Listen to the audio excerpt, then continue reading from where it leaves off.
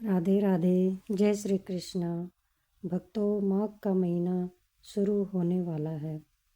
हिंदू धर्म में 11वें चंद्रमास यानी माघ महीने का बहुत ज़्यादा महत्व बताया गया है। श्री हरि की साधना, जप, तप और व्रत आदि से जुड़े इस पावन मास की शुरुआत कब से होगी? माघ महीने में स्नान दान आदि का क्या महत्व है? पुण्य की प्राप्ति और पाप से मुक्ति के लिए माघ के महीने में क्या करना चाहिए और क्या नहीं करना चाहिए, इन सभी सवालों के जवाब आज की वीडियो में आप सबको मिलेंगे, इसलिए वीडियो को अंत तक ज़रूर देखें। हिंदू धर्म में जप, तप और व्रत आदि की दृष्टि से माघ मास का बहुत ज़्यादा महत्व माना गया है। हिंदू मान्यता के अनुसार जिस पवित्र मास में प्रयागराज के संगम तट पर कुंभ और माघ मेला लगता है, उस पावन मास में देवतागण देवलोक से पृथ्वी पर उतर कर आते हैं और संगम के पवित्र जल में स्नान करते हैं। देवताओं की उपस्थिति और आस्थावान लोगों के द्वारा किए जाने वाले जप, तप, व्रत और कल्पवास के पुण्य प्रभाव से यह पूरा क्षेत्र पवित्र हो जाता है। इस साल माघ मास 4 जनवरी 2026 से प्रारंभ होकर महीने की शुरुआत 1 फरवरी तक रहेगा। हिंदू मान्यता के अनुसार यह पावन मास श्री हरि की साधना के लिए अत्यंत ही शुभ और पुण्यदायी माना गया है।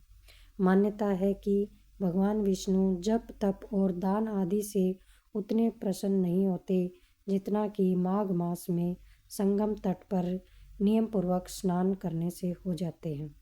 ऐसे में श्री हरि की कृपा पाने के लिए व्यक्ति को माघ मास में कम से कम एक बार संगम तट पर स्नान करने का प्रयास करना चाहिए।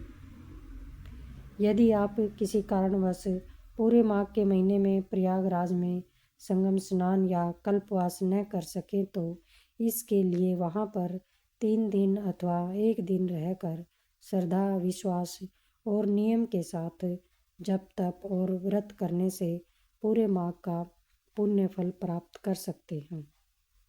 इस महीने में बहुत से व्रत और त्यौहार भी आते हैं। जिस माघ मास में सूर्य उत्तरायण हो जाते हैं, उस समय पावन महीने की शुरुआत होती है और इस महीने में सकट चौथ, लोहड़ी, मकर संक्रांति जैसे पर्व आते हैं, जो कि उत्तरार्ध में मौनी अमावस्या, गुप्त नवरात्रे, बसंत पंचमी और भानु सप्तमी जैसे पर्व भी पड़ते हैं। माघ का महीना शुक्ल पक्ष की 15वीं तिथि यानी कि माघी पूर्णिमा के दिन पूर्ण होता है। माघ महीने में क्या करना चाहिए? माघ महीने में श्री हरि की साधना श्रद्धा और विश्वास के साथ करें। प्रतिदिन गंगा स्नान करें या फिर अपने घर में ही नहाने के पानी में थोड़ा सा गंगा जल मिलाकर स्नान करें। प्रतिदिन प्रत्यक्ष देवता भगवान सूर्य को विशेष रूप से अर्घ दें और सूर्य मंत्र का जप करें। माघ महीने में भगवान शिव की पूजा और मंगलवार तथा गुरुवार के व्रत को करना भी पुण्यदायी माना जाता है। माघ मास में अपने सामर्थ्य के अनुसार जरूरतमंद लोगों को अन्न, जल, वस्त्र तथा धन आदि का दान करना चाहिए। माघ मास में हमें क्या नहीं करना चाहिए? माघ मास में तामसिक चीज़ों का सेवन भूल कर भी ना करें। माघ के महीने में मूली का सेवन करना भी मना है। इस महीने में भूल कर भी किसी के साथ वाद विवाद ना करें और न ही किसी को कटु वचन कहें।